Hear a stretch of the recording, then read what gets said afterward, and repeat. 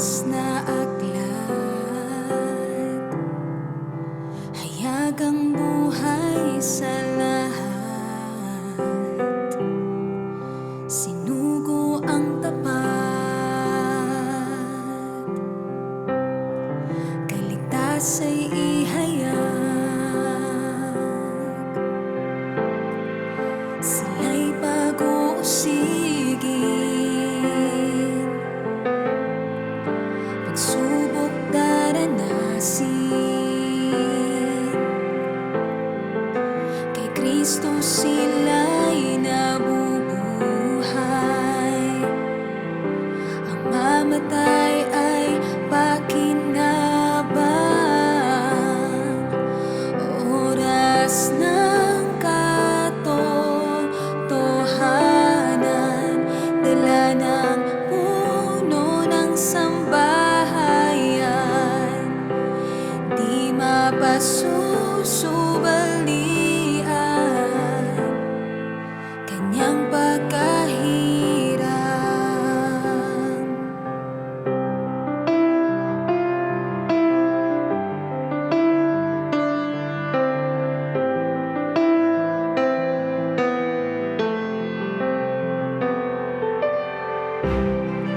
Nagtuturo ng kabanalan,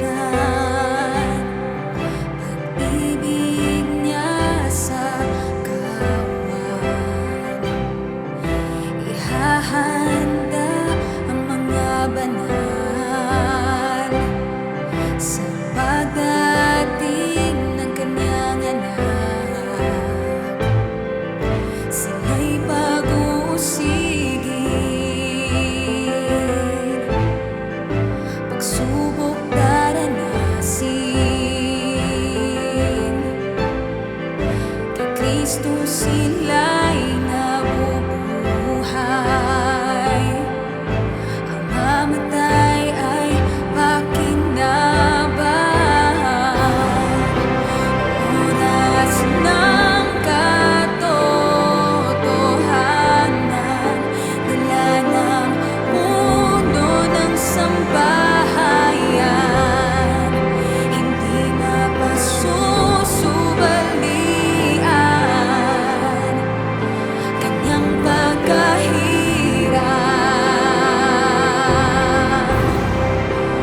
Oras ng katotohanan, dala ng puno ng sambahayan, hindi mapasusubalian kanyang pagkahirang.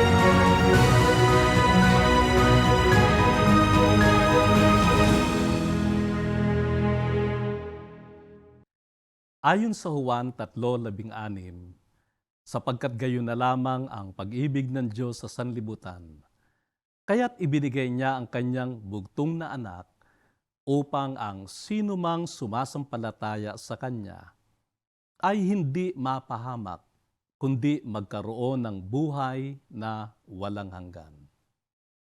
Ito ang dakilang regalo, ang tunay na pag-ibig na higit sa lahat. Pag-ibig na hindi sinusukat sa halaga ng material na bagay, kundi sa sakripisyo ng Diyos para sa kaligtasan ng tao. Isang maligayang Pasko sa ating lahat. Ako po si Pastor Rod Surilla. Ngayon ay December 23, malapit na ang Noche Buena na inaabangan ng bawat pamilya.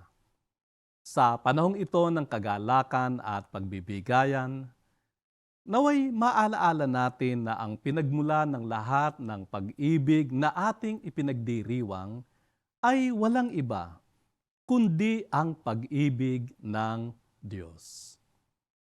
Ang pag-ibig na ito ang nagtuturo sa atin ng pagpapatawad, ng pagbabalik loob, at ng tunay na pananampalataya.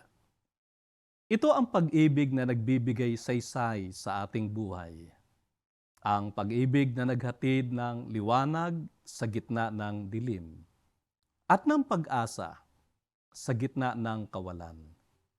Kaya ngayong gabi, samahan niyo ako sa pagbubulay ng mensaheng puno ng pag-ibig at pag-asa mula sa ating minamahal na late Apostle Arsenio T. Ferriol, the good man of the house, sa mensaheng pinamagatang John 3:16.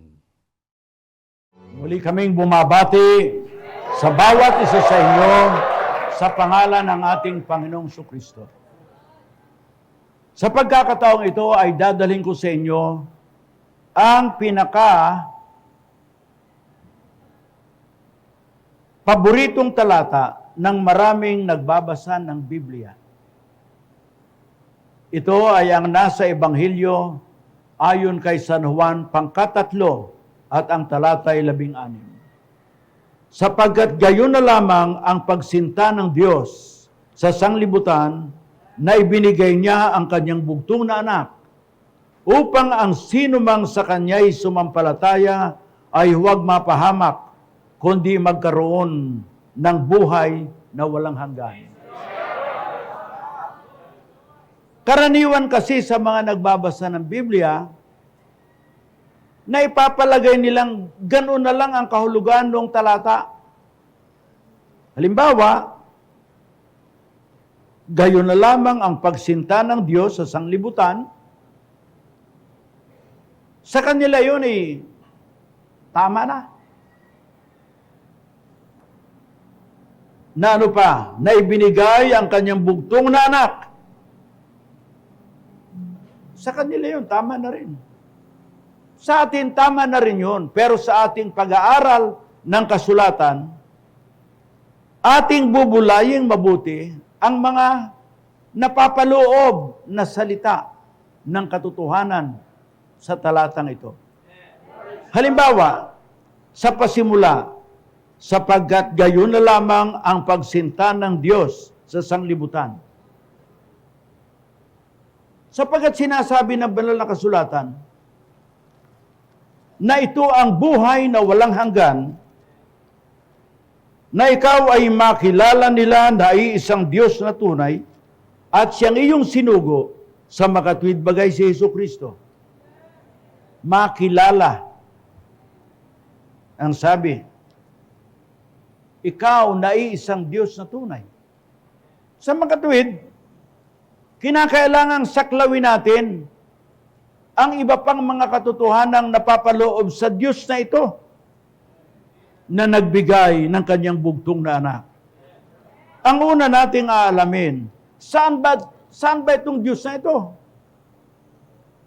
Sapagkat mayroong mga nagtuturo na ang Diyos ay nasa Mount Banahaw. Diba? Kung saan-saan ang kanilang itinuturo, saan bang Diyos? Sa ating pagbubulay ngayon, ang aalamin natin saan ba nakatira ang Diyos? Di ba magandang malaman natin yan? Praise the Lord! Ang sagot nito ay ipinahayag ng ating Panginoong Jesucristo. Kung saan ba naroon yung Ama na umiibig sa sanglibutan?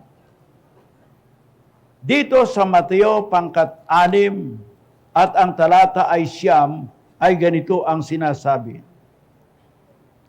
Magsidalangin nga kayo ng ganito. Ama namin na nasa langit ka, sambahin nawa ang pangalan mo. Mga kapatid, ito palang Ama na Diyos na tunay na umiibig sa atin ay nasa langit. Purihin ang Panginoon. Ang sumunod nating aalamin, itong anak niyang ibinigay.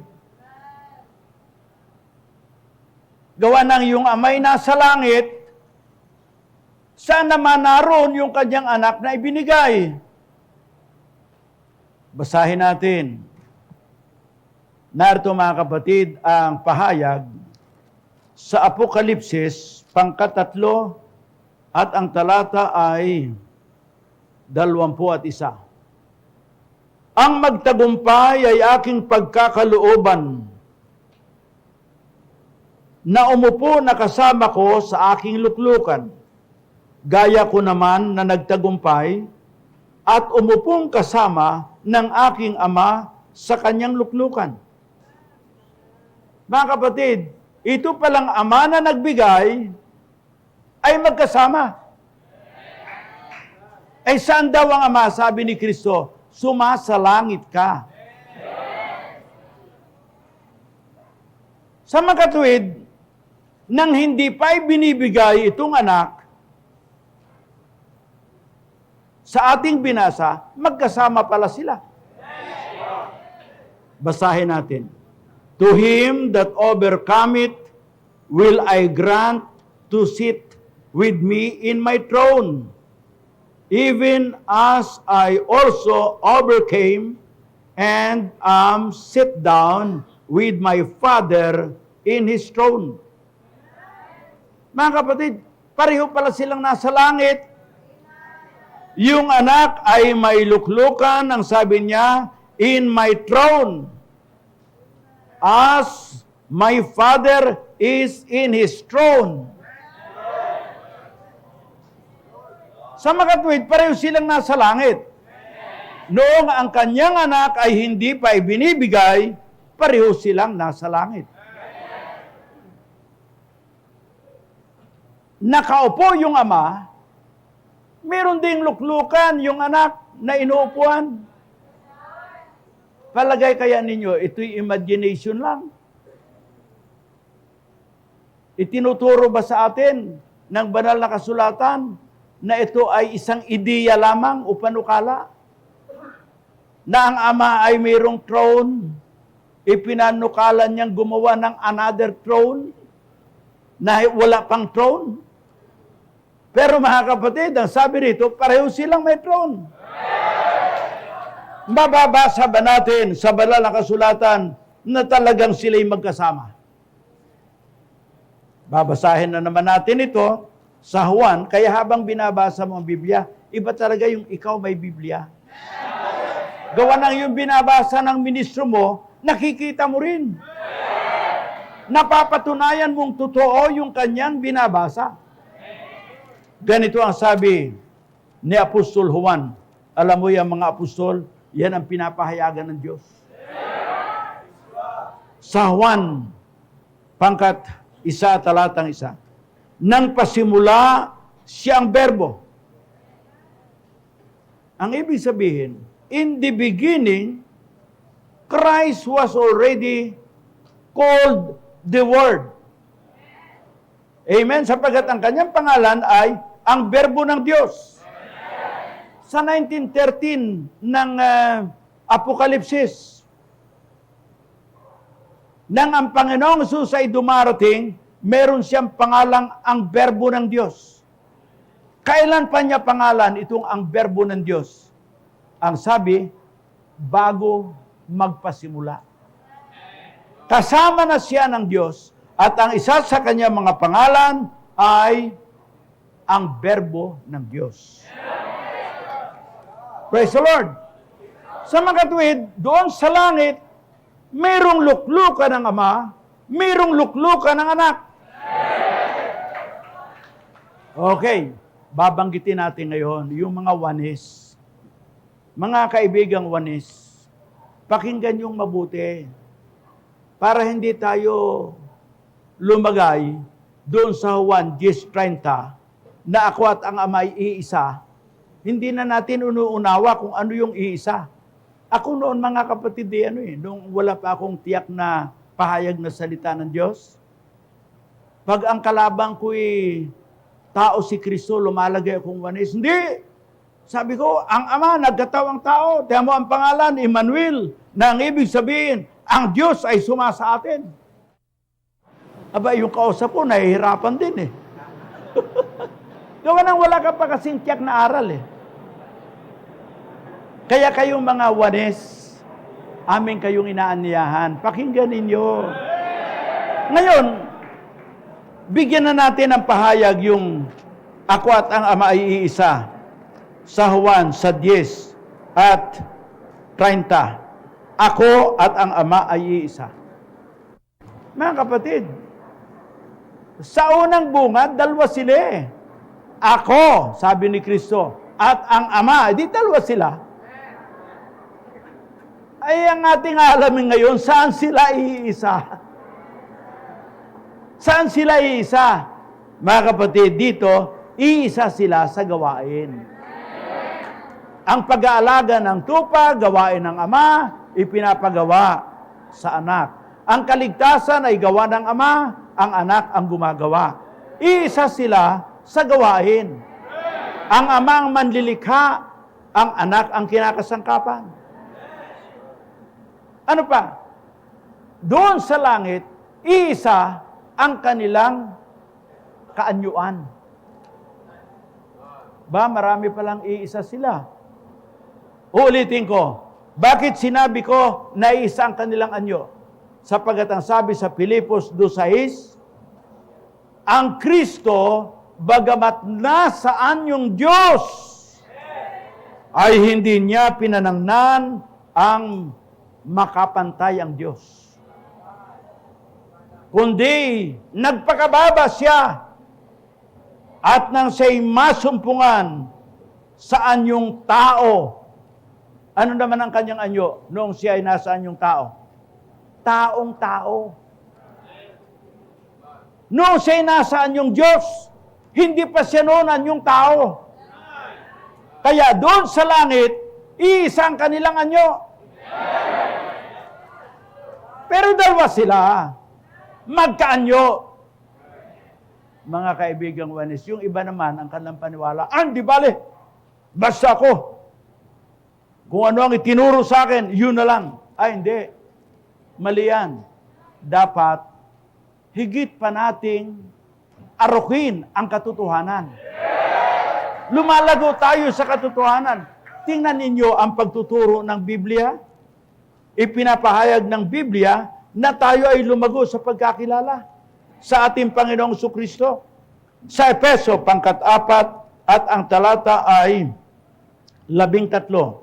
Hanggang sa abutin nating lahat ang pagkakaisa sa pananampalataya at ang pagkakilala sa anak ng Diyos. Kinakailangan daw pala ang mga mananampalataya magkaroon ng pagkakaisa. Paano yan? Ikaw ay Trinity. Ikaw ay oneness. At kung minsan ikaw ay nag-aalinlangan, wala ka lang panahon na magpasya, naniniwala ka na ang Ama ay nagkatawang tao. Ngayon, pagka masyadong mahigpitan ang pag-aaral, ayaw mo nang makialam. Bakit? Magulo yan eh. Kaya tama na sa'yo yung alam mo. Ngunit mga kapatid, dapat palang tayo'y lumago. Nung makilala mo ang Panginoong Jesus, na taong ipinanganak sa sabsaban, kailangang lumago ka, na ito palang ipinanganak ni Maria at ni Jose doon sa sabsaban, ay hindi dating napakadukha. Kundi ang sabi sa 2 Korinto 4 at talatang 9, nagpakadukha siya.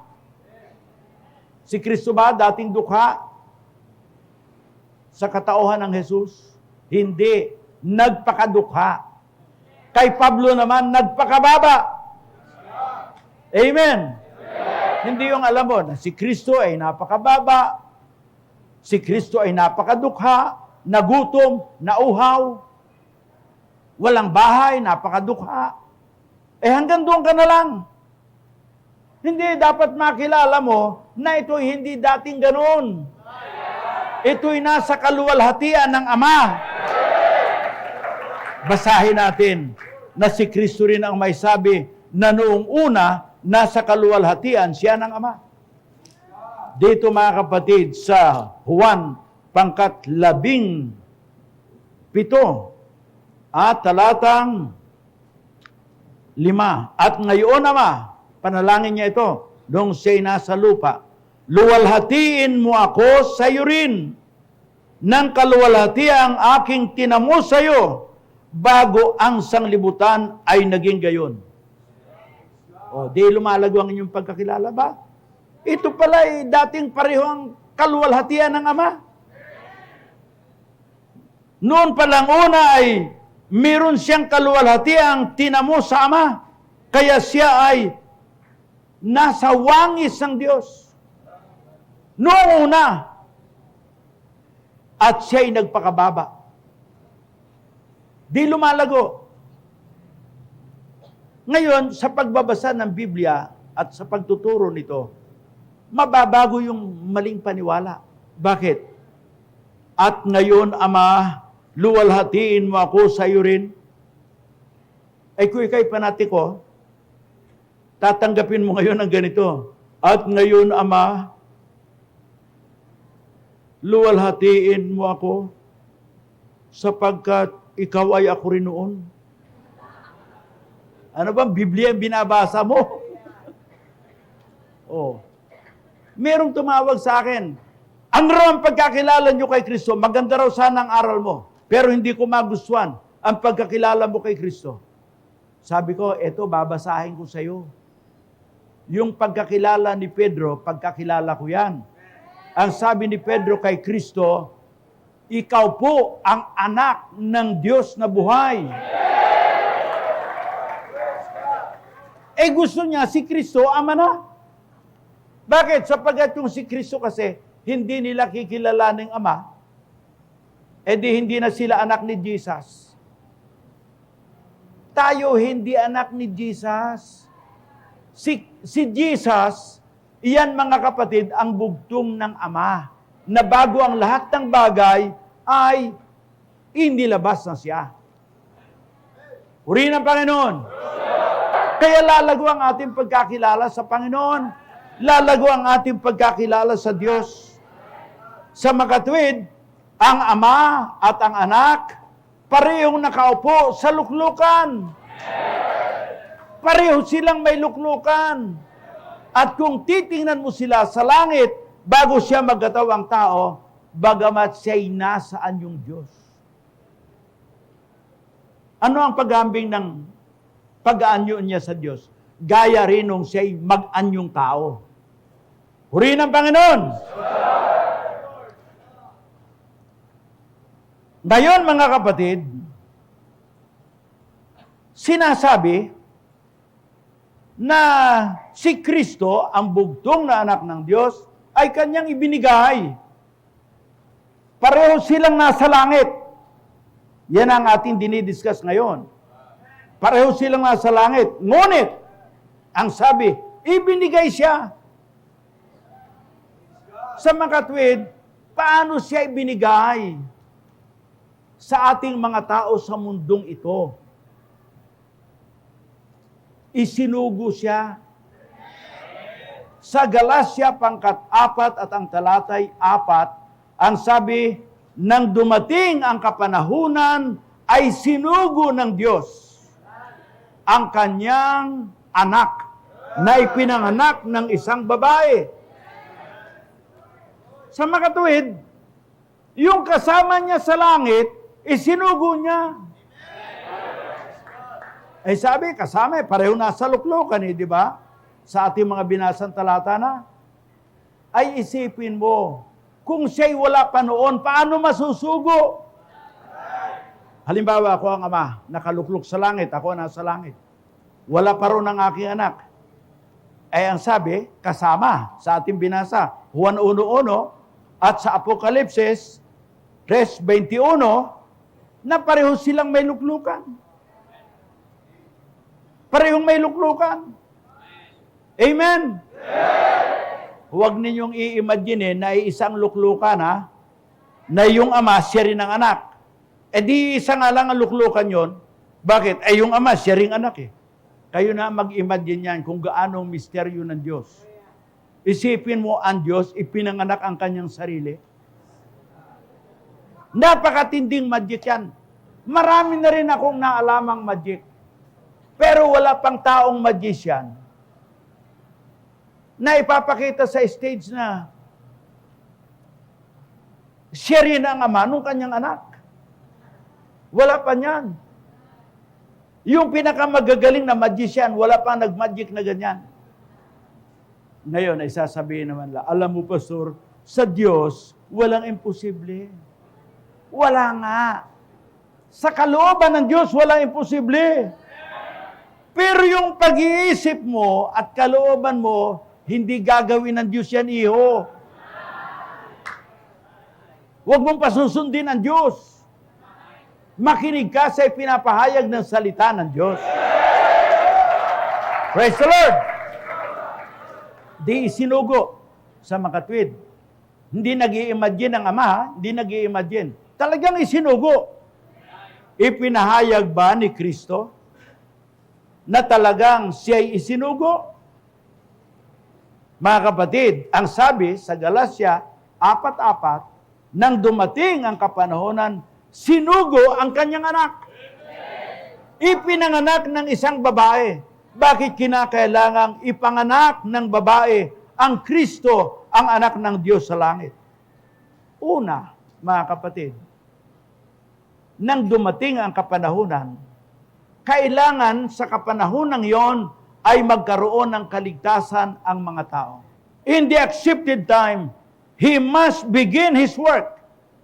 And this is by sending His Son. Praise the Lord! And in order for His Son to come down on earth, He must be born of a woman. Just imagine, if Christ will not take the form of a man, can He be an offering for our sins? Can He suffer and died for sinners? Hindi. Bakit? Yung anghel nga, hindi pwedeng patayin natin. Pagka kayo makakita ng anghel na ipinako sa krus, mga kapatid, yan, tiyak yan, anghel na tao. Pero, ang Kristo, dakila pa kaysa mga anghel. Kaano nga ng Diyos eh. Paano magiging handog sa kasalanan kung hindi siya magkakaroon ng katawan? Pansinin natin na siya talaga'y binigyan ng katawan. Kaya lumalago ang ating pagkakilala kay Kristo, ano? Ito palang Kristo na anak ng Diyos, kawangis ng Diyos, kasama ng Diyos, manlilikha na kinasangkapan ng Diyos. Mga kapatid, ito pala ay binigyan ng katawan ng Ama. Sa 10 at 5 ng Hebreo. Kaya pagpasok niya sa sanglibutan ay sinabi, hain at handog ay hindi mo ibig, ngunit isang katawan ang sa akin ay inihanda mo. Mga kapatid, nagsalita itong anak. Ano ang sabi ng anak? Iyang mga handog na mga susunugin, mga taba ng mga baka at kambing, hindi kinalulugdan yan. Ang kalugod-lugod sa Diyos ay yung paghahandog na gagawin ng kanyang anak. Kaya sabi ni John the Baptist sa John chapter 1 verse 29, narito ang kordero ng Diyos na umaalis ng kasalanan ng sanglibutan. The Son of God was likened to a lamb to be slain, to shed His blood for the remission of the sins of those who will believe. mga kapatid. At ang sabi, binigyan siya ng katawan. Kaya upang magkaroon ng katawang tao, dapat magkaroon ng mahimalang gawa ang Diyos. Ano yan, mga kapatid? Ang mahiwagang paglilihi ng isang dalaga. Kaya sabi, mga kapatid, basahin natin ang mahiwagang kapanganakan ng Kristo. Bakit sinabi kong mahiwaga? Sapagkat ito ay lalang ng Diyos, hindi sa sukat at paraan ng tao. Sinasabi ang ganito sa Mateo 1 at ang talata ay 18. Ang pagkapanganak na kay Hesukristo ay ganito. Nang si Maria na kanyang ina ay mag-aasawa kay Jose, bago sila magsama ay nasumpungang siya'y nagdadalang tao sa pamagitan ng Espiritu Santo. Meron bang ipinanganak sa lupa? Na ipinanganak ng dalaga? Na hindi naman nasipingan ng lalaki? Hindi nasipingan. Ang nagsabi niya na yung anghel, hindi magsisinungaling yung anghel eh. Praise the Lord! Paano siya nanganak? Ang sabi, mga kapatid, siya'y nagdadalang tao sa pamamagitan ng Espiritu Santo. Kaya muli kong tinatawagan yung mga gumaganap ng papel na hindi totoo, yung mga bulaang Kristo. Oh, huwag kayong magagalit. Baka inyong ihula na ako'y mamamatay, ikaw rin pala ang papatay. Ano ka, Diyos ka? Sabi niya, kung ano-ano ang sinasabi mo, ilabas mo ang aral mo. Eto, aral ng Diyos ang katapat ninyo. Wala akong tinutukoy na tao, mapa-Amerika ka, mapa-Mexican ka. Eh bakit ikaw ang galit na galit? Kung totoo, magpahayag ka. Praise the Lord! Ito'y hindi sa laman at dugo. Ito'y labanang ayon sa Espiritu. Katotohanan versus hindi totoo. O kung sasabihin kong kasinungalingan, masakit na naman ang tama yun. Totoo versus hindi totoo. Kaya mga kapatid, sa ganito pala, dumating ang Kristo na nilaanan ng katawan ng Ama sapagkat isinugo niya. Pansinin natin ang salita sa Hebreo kung paano siya nagkaroon ng laman at dugo. Dito mga kapatid, sa Hebreo, 2 at ang talata ay 14, ay ganito ang sinasabi. Dahil sa mga anak ay may bahagi sa laman at dugo, siya na may gayon ding nakibahagi sa mga ito. Paano ba nakibahagi yung Kristo sa langit? Nakaanyo ng Diyos. Paano nakibahagi sa mga tao? Ipinanganak ng isang dalaga na ang kanyang pagdadalang tao ay sa Espiritu Santo. Upang sa kanyang laman at dugo ay ihandog sa kamatayan, upang kanyang malipol yung may paghahari sa kamatayan sa makatuwid bagay ang dyablo. Kaya ano sabi? Sinugo ng Diyos ang kanyang anak. Saan ang Ama? Sa langit. Saan yung anak? Nasa langit. Pareho silang may luklukan doon. Nang suguin, nang dumating ang kapanahon na naisinugo, binigyan ng katawan, upang magkaroon ng katawan, kinakailangang ipanganak ng isang babae. Ngunit yung babae ay dalaga. Ipapaalala ko sa lahat ng tao, huwag niyong gagayahin, ha? Baka gayahin nyo. Tandaan ninyo, hindi pwedeng gayahin sapagkat ang sabi ay bugtong na anak. Doon sa ating teksto, isinugo ng Diyos, ibinigay ang kanyang bugtong na anak. Hindi niya sinabing, ibinigay niya ang kanyang mga anak na double. Bakit sinabi kong double? Dalawa eh. Isa lang! Amen. Kaya kayo mga tagasunod ng Kristo na anak ng Mrs., kumalas na kayo. Oh, kumalas na kayo. At yun namang mga Kristong ipinanganak ng dalaga. Mag-isip-isip ka, nakapanganak na yung dalaga. Virgin. A means one. One virgin, one son. Amen! Kaya huwag niyong gagayahin. Mahirap na parte yan. Pag inyong gayahin, mabuti kung hindi kayo ipako sa krus.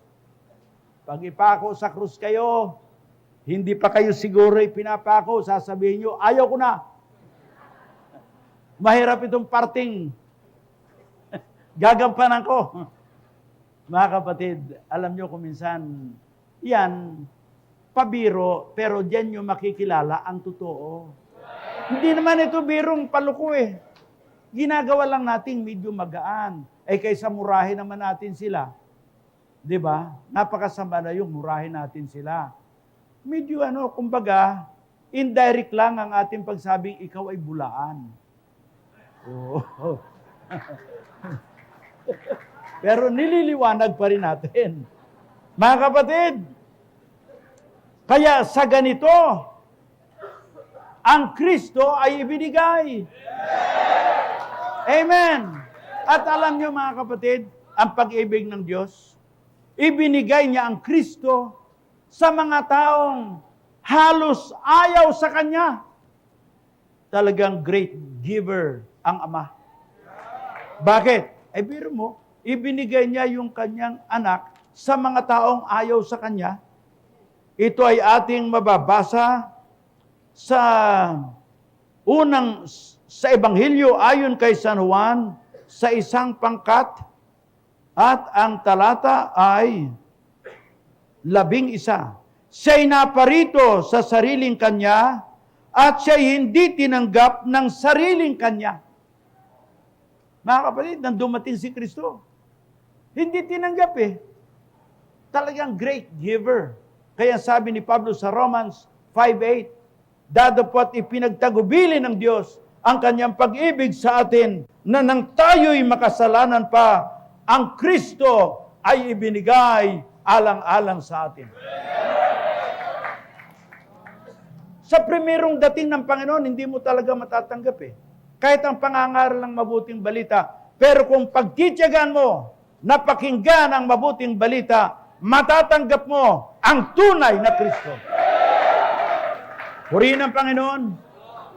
Kaya siya ay binigyan ng katawan. Isinugo sa ating sanglibutan.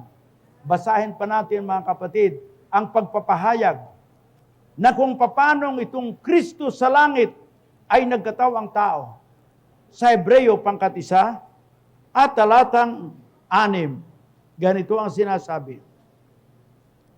At muli, nang dinadalan niya ang panganay sa sangkalupaan ay sinabi, sambahin siya ng lahat ng mga anghel ng Diyos. Mga kapatid, ano raw sabi? Nang dinadalan niya ang panganay. Sino ang panganay? Ang Kristo. Siya ang una sa lahat. Sapagat ang lahat ay ginawa para sa Kanya at sa pamagitan niya. Kolosas 1:17. Kaya siya pala ay dinala sa ating sanglibutan. At sa kadakilaan niya ay sinabi, sasambahin siya ng lahat ng mga anghel.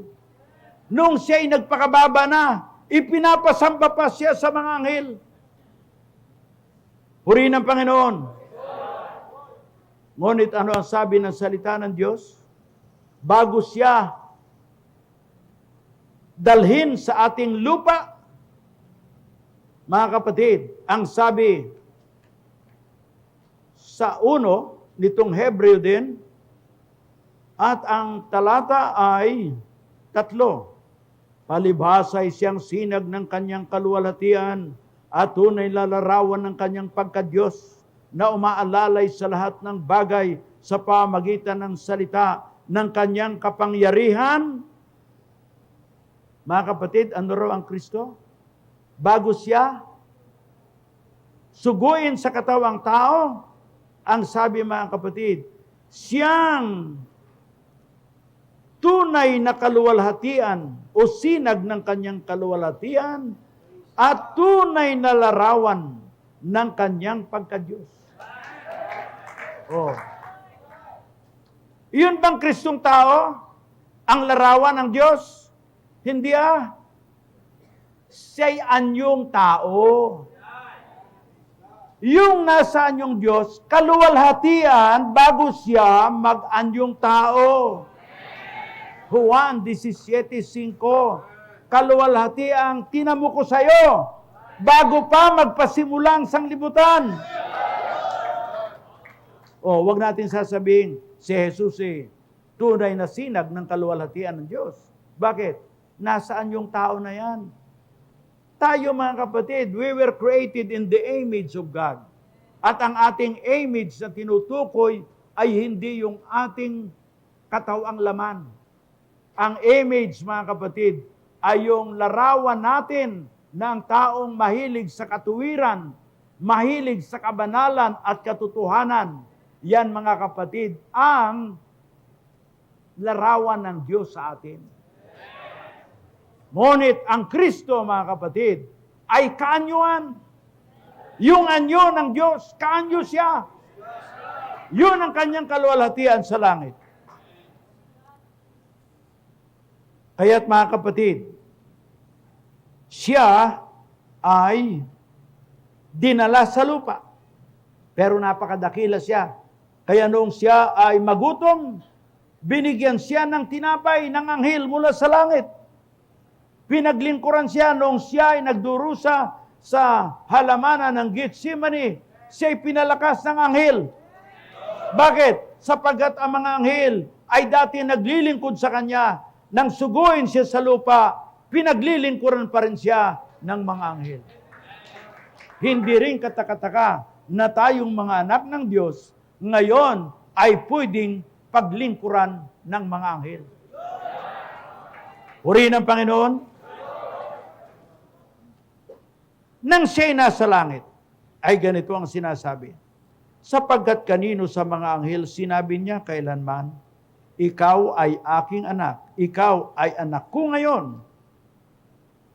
Mga kapatid, sa langit ipinakilalang, thou art my beloved son.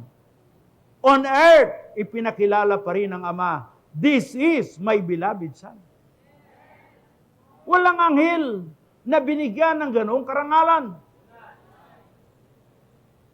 Kay Kristo lamang. Bakit? Sapagkat siya ay anak ng Diyos. At ang lahat ng karangalang nauukol sa Diyos ay dapat iparangal sa anak ng Diyos. Purihin ang Panginoon. Ganito ang sinasabi ng ating Panginoon sa Aklat ng Juan, pangkat-5 at ang talata ay 23, upang papurihan ng lahat ang anak, na gaya rin ang kanilang pagpupuri sa Ama. Ang hindi magpuri sa anak ay hindi nagpupuri sa Ama na sa Kanya'y nagsugo. Tingnan nyo ang kapurihan ng Panginoon. Yun namang ibang masyadong careless mag-unawa ng Biblia. Sa atin ipinanganak ang isang anak na lalaki. O ipinanganak na, sasabihin na namang ama. Yung anak na lalaki, anak ng birhen yun. Si Kristo yun. At ang kapamahala ay maaatang. May nag-atang. Amen. Ang ama nag-atang. Yung anak ang binigyan ng kapangyarihan. At ang kanyang pangalan ay tatawaging kamangha-mangha. Sino ang kamangha-mangha? Tinawag ba si Kristong pangalang kamangha-mangha? Sa katawang tao. Namangha lang sila pero hindi pangalang kamangha-mangha. ay si Jacob. Nang kanyang katagpuin ang Panginoon, nang siya inuusig ni Esau. Nakipagbuno siya doon sa anghel ng Diyos. At ang sabi niya, ano ang ngalan mo? At ang sabi nung anghel doon sa pinyil ay, ba't mo tinatanong? Ang pangalan ko'y kamangha-mangha. O si Kristo yung kamangha-mangha. Ang Ama, kamangha-mangha din. Amen? Kamangha-mangha. Praise the Lord. At makapangyarihang Diyos. Bakit? Masama ba yun? Sa iyo naman, pag makapangyarihang Diyos si Kristo, Ama na siya. Hindi ang Ama, Almighty God. Ay si Kristo, pwede bang sabihin Almighty God? Sa buong lupa. Yung mga Diyos-Diyosan dyan, hindi yun Almighty. Sa buong lupa, ang Kristo, Almighty. Ay sasabihin pa, walang hanggang Ama. Di tawagin mong walang hanggang Ama, pero hindi siyang Ama. Bakit? Si Elisa nga ang tawag ni Eliseo, Ama ko! Ay si Abraham, ano ang tawag ng mga Hudyo? Wala kaming ibang Ama, kundi si Abraham. Ayaw nilang unawain ng Biblia. Nakarinig lang ng Ama Yun ang si Kristo na yun. At sa napakalaking pagkakamali, ipapahayag pa niyang siya lang ang anak ni Jesus. Grabe naman yan. Talagang ikaw lang. Si Periol daw, hindi anak ni Jesus yan. Talaga! Si Jesus yan ang Kristo, ang anak ng Diyos na buhay. Ay si Periol, tinanggap na anak ng Diyos dahil kay Kristo. Amen. Yan ang itinuturo ng Bible. Mga kapatid, siyempre hindi pinapahintulot ng ating oras at tayo ngayon ay tapos na. Ngunit ang pag-aaral sa oras ng katotohanan ay hanggang sa dumating ang Panginoon. Sa aming mga kababayan, inaanyayahan namin kayo. Huwag niyong sasabihin kami galit sa inyo. Hindi kami galit. Amin kayong inaanyayahan na pakinggan ang katotohanan. Iginagalang namin ang inyong pananampalataya. Iginagalang namin ang inyong pananampalataya. Mga kapatid, ngunit tungkulin din namin na ipakilala ang aming sinasampalatayan ng totoo. Ako nananampalataya na pagka tayo'y nag-aaral ang salita ng Diyos, doon natin tunay na malalaman kung alin ang totoo. Praise the Lord. Kaya inaanyahan ko ang lahat na mag-aral. Huwag lang tayong magmurahan, magsiraan, maghatulan. Halimbawa, kayo merong aral. Pwede rin ninyo akong pagtawanan Kung yun ang kasama sa inyong pag-aaral Di pagtawanan ninyo ako at kami rin dito itatawa, di masaya tayong lahat. Ang masama, mag-aaway tayo. Masama yun. Tayo muna ay manalangin. Amang Diyos, ikaw po ang aming dinudulugan ngayon at aming idinadalangin ang lahat ng mga nakinig ng iyong mga salita na aming makilala siyang totoo at ang totoo ay magpapalaya sa amin. Maraming salamat sa iyo. Hipuin mo ang mga may karamdaman at pagalingin mo sila. Ang mga nag-aalinlangan at mayroong kabigatan, Panginoon, damayan mo sila. Ipakilala mo sa kanila na ikaw ay Diyos na nagmamalasakit. Ito po ang aming dalangin sa ngalan ni Kristo Jesus. Amen.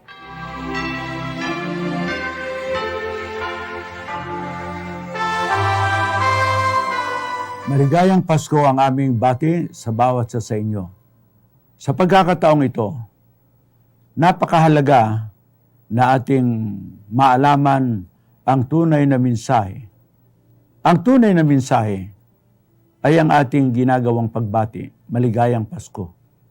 Bakit maligaya? Ganito ang sinasabi sa atin ng banal na kasulatan. Sa Lucas pangkat 2 at ang talata ay 10 at 11. At sinabi sa kanila ng anghel, huwag kayong mga takot, sapagkat narito dinadalhan ko kayo ng mabubuting balita ng malaking kagalakan na siyang sasabong bayan. Sapagkat ipinanganak sa inyo ngayon sa bayan ni David ang isang tagapagligtas na siya ang Kristo ang Panginoon. Ito ang kahulugan ng ating pagbati ng maligayang Pasko. Sa iba, nagsasabi silang maligayang Pasko, ngunit ang kagalakan ng Pasko ay wala sa kanila, kaya meron tayo ngayong nababasa ang mga Xmas greetings. There is a celebration, but the Christ is absent. Ito ang masasabi nating patay na Pasko. May Pasko sila pero patay. Bakit? Ang sabi sa Revelation chapter 3 verse 1, kayo ay merong pangalang buhay, ngunit kayo'y patay. Sa makatwid, the name Christmas is so much alive, very much alive, ngunit ito ay patay. Bakit? Wala ang kagalakan ng Pasko. Sino ang kagalakan ng Pasko? Hindi ang ating karangyaan ng mga paghahanda. Hindi ang ating mga damit at mga kasayahan. Ang tunay na kagalakan ng Pasko ay sapagkat dumating na, yaong pinakahihintay, ang pagsilang ng Mesiyas, ang Panginoon, na anak ng Diyos sa kalangitan, ang bugtong na anak ng Diyos sa langit, ay kanyang isinugo sa Galatia 4:4. Ipinanganak siya ng isang babae at ang dalaga ay naglihi ayon sa Mateo pangkat 1:20. At ang kanyang sa sinapupunan ay sa Espiritu Santo. Hindi binhi ng tao, binhing mula sa Diyos. Taong hindi nagkasala, taong hindi maaaring payukuin ng kasalanan. Bakit? Sapagkat siya ay mula sa Diyos. Hindi lamang ang place, but above all, His nature. He has the nature of God. Bakit? Sapagkat siya ay mula sa binhi, hindi ng tao, kundi ng Espiritu Santo.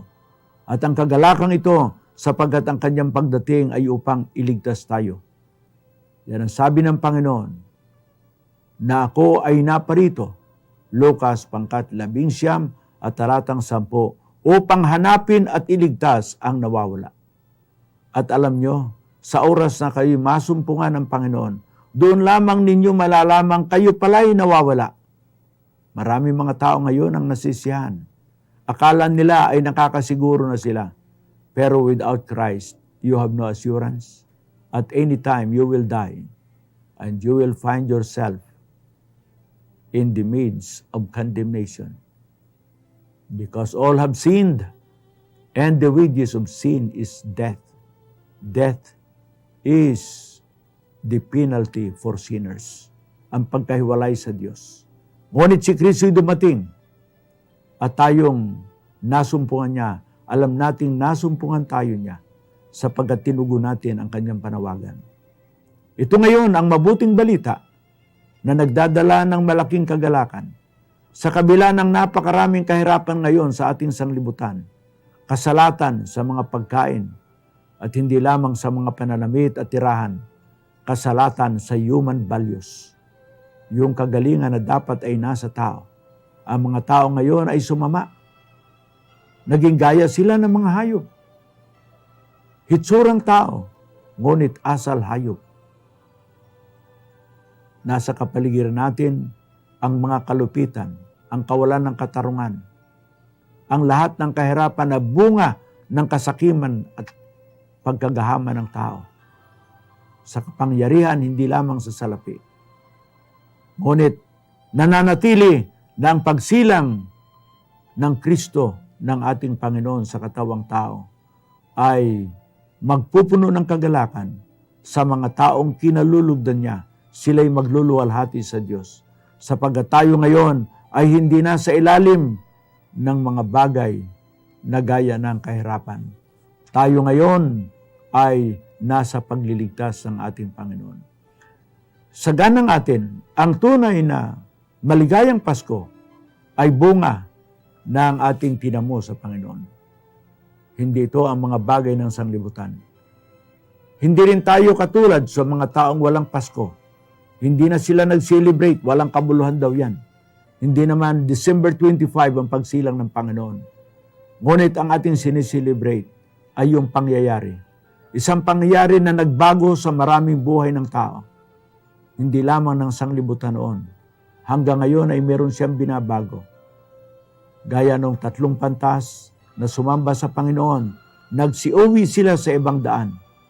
Kung ating gagawing figure of speech ang daan, ang sabi sa Isaiah 53:6, tayo ay gaya ng mga tupang nangaligaw at tayo nagkanya-kanya mga landas.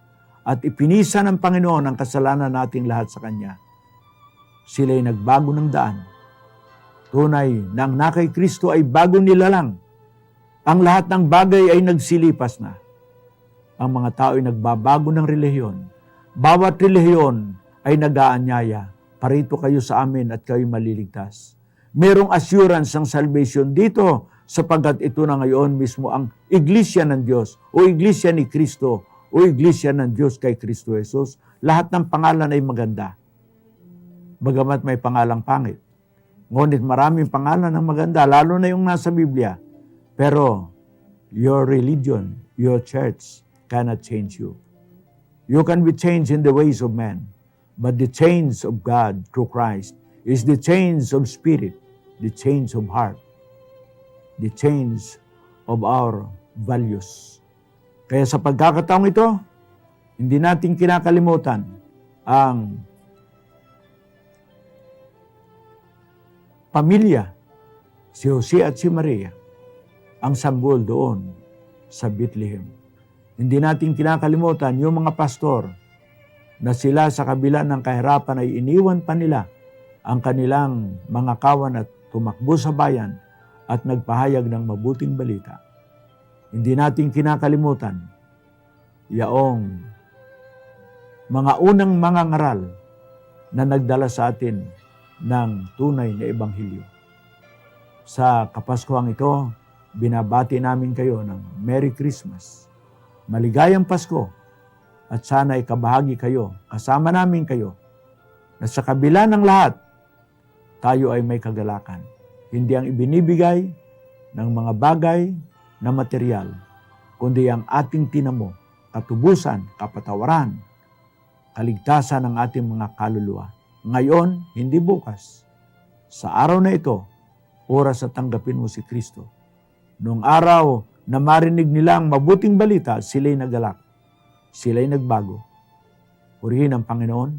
Hallelujah.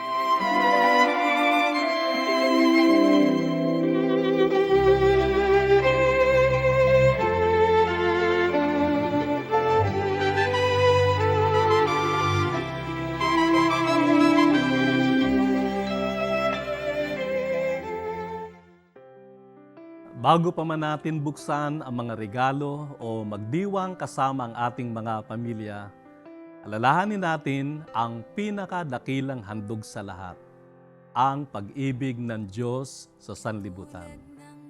Sa pamamagitan ni Kristo, tayo ay tinubos at binigyan ng bagong pag-asa upang makapamuhay ng ayon sa kalooban ng Diyos. At ito ang pinakamatamis na dahilan kung bakit tunay na masaya ang Pasko. Kaya ngayong gabi, mula sa aming puso, narito ang aming pagbati. Maligayang Pasko at manigong bagong taon. Naway maranasan ninyo ang pag-ibig ng Diyos sa bawat tahanan at ang liwanag ni Kristo sa bawat araw ng inyong buhay.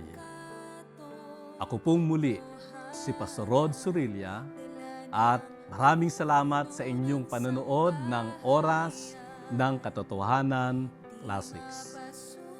Patuloy niyo pong mapapakinggan ang mga mensahe ng ating late Apostle Arsenio Ferriol sa Spotify at Apple Podcast. I-search lamang ang Oras ng Katotohanan Classics, i-follow ito at i-click ang notification button upang maging updated sa mga bagong uploaded messages. At wag din nating palalampasin tuwing linggo, 7 ng umaga sa TV5 ang programang Oras ng Katotohanan with Apostle Jonathan S. Terion. Pakinggan natin ang mga mensahe ng pag-asa, biyaya at kaligtasan na patuloy na nagbibigay liwanag sa ating pananampalataya. Muli, maligayang Pasko po sa inyong lahat at naway si Kristo ang maging sentro ng ating pagdiriwang. Hindi mapasusubalian kanyang pagkahirap.